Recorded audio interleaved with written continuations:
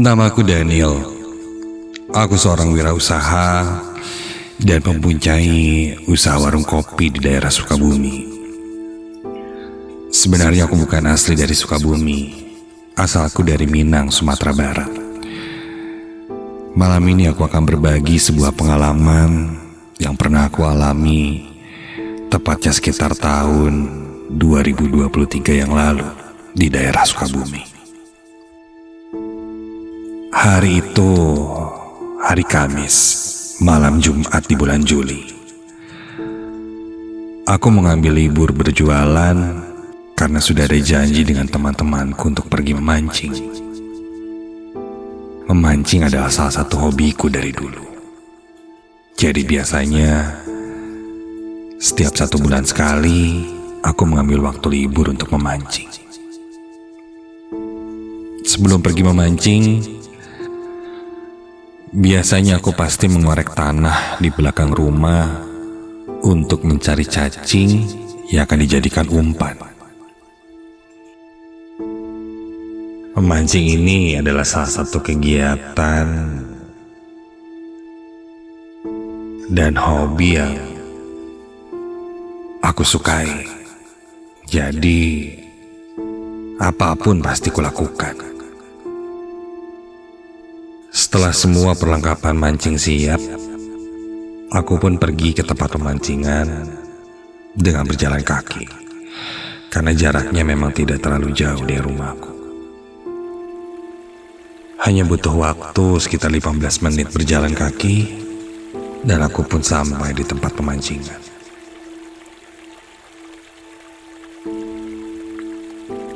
Sampai di sana, ternyata teman-temanku belum ada yang datang. Pemancingan ini memang tidak terlalu besar. Terletak di sebuah sungai yang ada pintu airnya atau bendungan. Karena sudah tak sabar, tanpa berlama-lama aku langsung memasang umpan dan mulai memancing.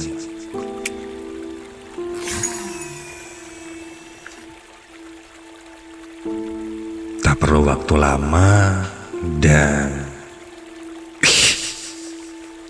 umpanku langsung disambut dan berhasil mengikat ikan di kolam. Aku menariknya dan mendapatkan ikan yang lumayan besar. Baru mulai sudah dapat 1 ikan. Aku pun lanjut memancing untuk mendapatkan ikan-ikan yang lain.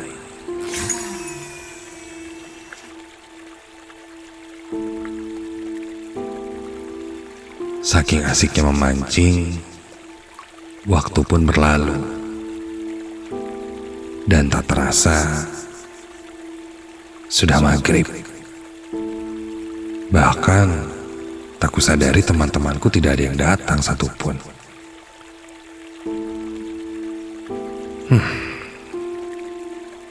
Karena masih penasaran dengan hasil pancinganku yang cukup banyak hari itu, aku pun memutuskan untuk melanjutkannya lagi sebentar lagi sampai jam 7 malam. Karena aku pikir aku bisa mendapatkan lebih banyak ikan lagi. Memang dalam memancing, selain skill, hoki menjadi salah satu poin yang cukup penting. Dan malam itu sepertinya aku sedang hoki.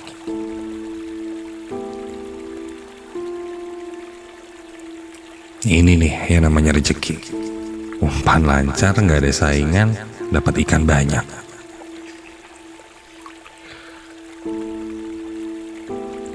Namun ternyata dugaanku salah. Memasuki malam hari, umpan pancinganku seakan tidak ada yang nyangkut. Beda dengan tadi sore. Mungkin ikannya udah tidur kali ya. Karena aku lihat sudah menunjukkan jam 7 malam. Tadinya Aku ingin segera menyelesaikannya dan pulang. Tapi rasa penasaranku malam itu membuatku bertahan beberapa saat lagi. Satu lagi lah, dapat satu ikan baru pulang.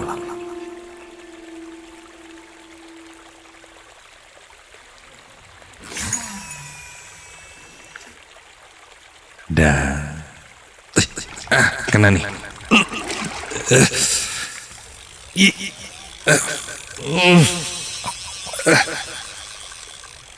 Aku langsung menarik pancinganku dengan perlahan, mengulur lalu menariknya lagi.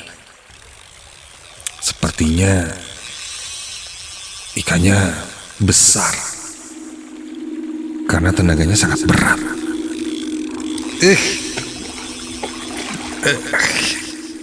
Tarik.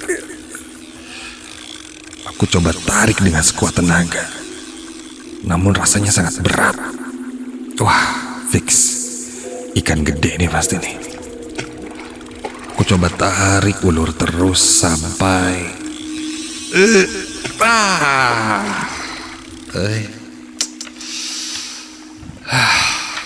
ikannya lepas. Sepertinya aku kurang beruntung. Padahal tadi kayaknya dapat ikan yang besar. Sudahlah. Aku pun memutuskan untuk pulang dan bergegas merapikan semua alat pancinganku. Sampai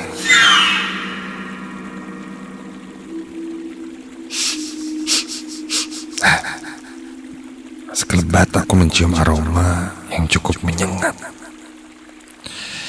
Seperti bunga melati. Iya, ini wangi bunga melati. Awalnya aku tidak terlalu merespon dan lanjut fokus merapikan barang-barang bawaanku itu. Namun lama-kelamaan, dari wangi bunga melati kini berubah jadi bau busuk.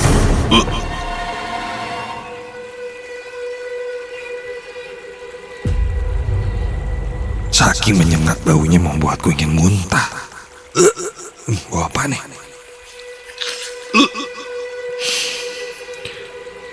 Pikiranku saat itu mendadak langsung tidak karuan, entah kenapa.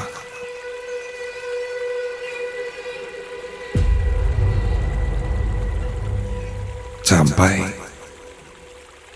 entah perasaanku atau penglihatanku yang salah, tapi ketika aku sempat menengok ke arah kolam,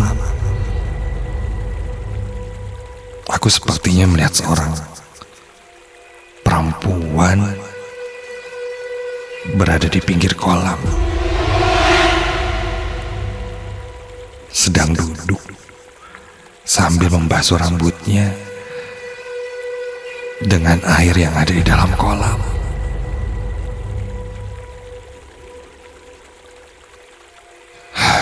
Untuk memastikannya, aku pun menengok ke arah kolam untuk melihatnya lebih jelas dan memastikan aku tidak salah lihat. Dan ketika aku tengok, iya, benar. Ada seorang perempuan duduk di pinggir kolam,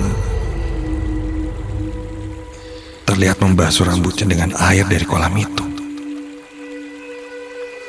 Tuh ngapain cewek keramas di kolam ikan? Aku pun coba menegurnya, karena itu kolam ikan, bukan tempat mandi.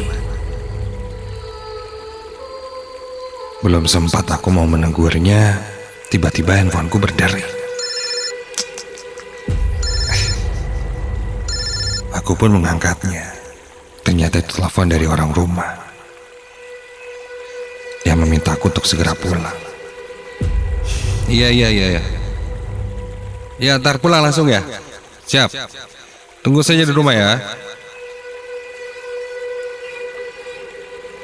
Ku tutup teleponnya dan begitu melihat lagi ke arah kolam, perempuan yang tadi kulihat sudah tidak ada.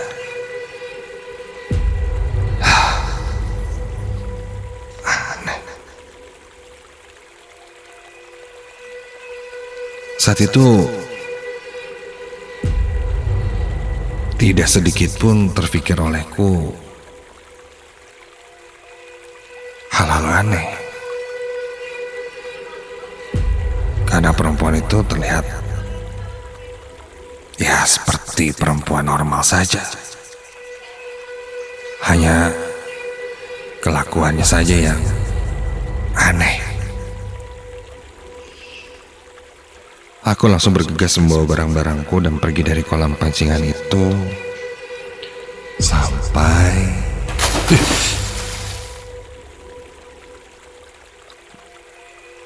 ada sesuatu yang tercebur ke dalam kolam. Refleks aku lihat ke belakang dan ketika aku lihat, astaga, itu sebuah kepala. Iya, kulihat dengan jelas ada sebuah kepala yang mengambang di kolam. Rambutnya mulai terurai, basah di atas kolam, dan itu kepala seorang perempuan. Kepala itu mengambang di permukaan kolam dengan wajah yang pucat. Raut wajahnya yang datar dan mata yang membelalak. Dan kini mulai terdengar dia seperti tertawa. Dan dari raut wajahnya yang datar itu dia mulai tersenyum, melihat ke arahku dan menertawaiku. Hanya kepalanya saja yang terlihat keluar dari dalam kolam.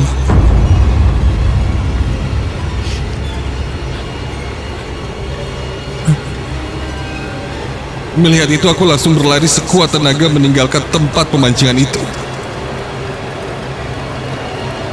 Aku berlari tanpa melihat ke arah belakang.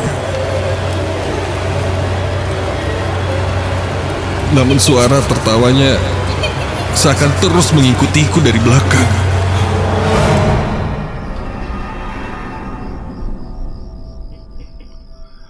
Sampai di rumah, perasaanku masih campur aduk.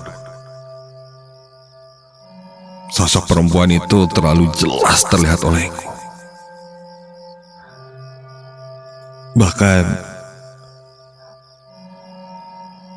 hampir berwujud seperti manusia. Namun itu bukan. Sulit untuk dijelaskan jika kamu tidak melihatnya dengan mata kepala sendiri. Yang jelas, sosok yang kulihat itu masih terasa selalu menghantuiku, seperti mimpi buruk jika tiba-tiba terlintas sosok dan wajahnya. Setelah kejadian itu, aku tidak berani lagi memancing sampai waktu malam di tempat itu. Mungkin ada satu peraturan yang tidak aku tahu tentang tempat pancing itu. Aku tidak tahu apa itu. Namun yang jelas, aku tidak mau lagi bertemu sosok perempuan di kolam itu.